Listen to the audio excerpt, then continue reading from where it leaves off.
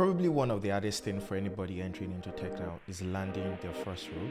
And I think this is due to two major reasons. The first being what I like to call the experience dilemma. And what this means is that when you apply for a role, usually recruiters and employers require that you have work experience. And you think to yourself that for you to get experience, you need to land that first role.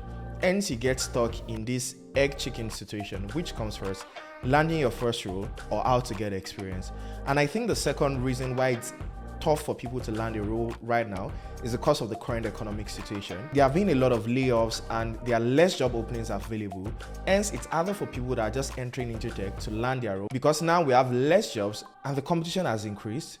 They have people that are getting laid off, being part of the job market and looking for jobs too. Hence, their chances of landing that role becomes very hard.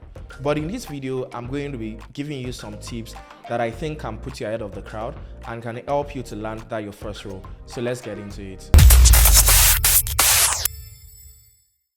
One way by which you can get experience without getting a role first, what I like to tell people is work on complex projects. For most folks, when you start learning, there's a high chance that probably the project that you have in your portfolio is the projects that you did while watching a tutorial. You know, say you're watching a coding tutorial and then you're coding along with the tutorial. And if you're a recruiter, you end up seeing the same project on thousands of resumes because almost everybody watched the same tutorial. So what you want to do is to work on multi-page projects, complex projects. That way you can demonstrate your ability to work on more complex projects, because that is really what recruiters want to see. That you can work on big projects and you can manage big projects. The next thing that I'm going to be talking about is working on your resume. For most job applications, the first thing that a recruiter is going to interact with is your resume. Hence, if your resume is not up to standard, or if your resume is not really portraying you the way you want to be portrayed, there's a high chance that you get a rejection almost immediately. And that's why I recorded a video, which you can find up here, which goes into the resume that I used to land a couple of roles in a number of tech companies, including Google, Facebook, Amazon, and others. You can check out the video and you can watch it. The next thing I'm going to be saying is keep upskilling. For most folks, immediately you start learning and you learn up to a particular point, you start applying for a job, which is very good. But while you're applying for a job, you stop learning.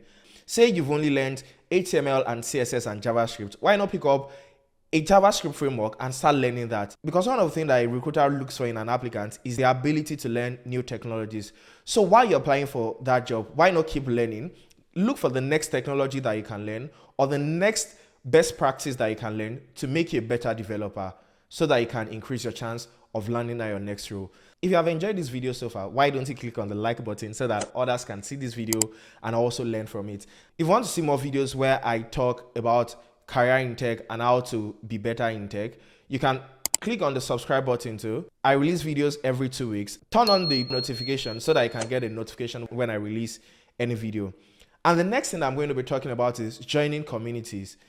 Communities are a very, very important part of your growth and your career journey. I saw this LinkedIn post where somebody said they got a job at Apple just by talking to somebody. That can be you. And I also have a similar experience. I was in a community Slack channel, and then somebody just dropped that, oh, I'm looking for a web developer. I need this and this and this. And I sent my resume across. I sent my portfolio across. The person asked me a couple of questions and I answered the question. And without doing a lot of interviews, I landed the role. And that was like my first role. And the other roles that I've gotten have been from referrals from other people where they say, oh, I saw this job posting, I think you'll be good for it, apply for it. By joining communities, you get to meet people that can refer you for jobs. You get to meet people that can recommend jobs for you. So why don't you go ahead and go and join that community that you've been seeing? And then the next thing I'm going to say is you probably want to get a mentor.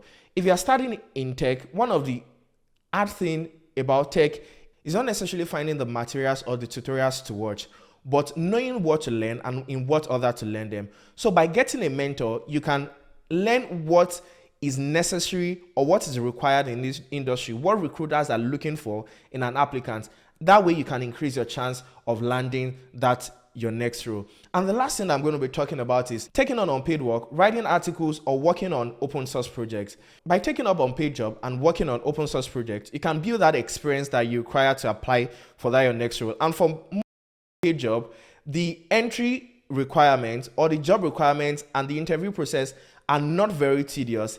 And you can easily get those roles and you can build that experience that you want. I hope by using some of these tips that I've recommended in this video, you can increase your chance of landing your next role. And let me know what you think about the video in the comments, what I can improve on, and what you would like to hear next. Thank you and see you.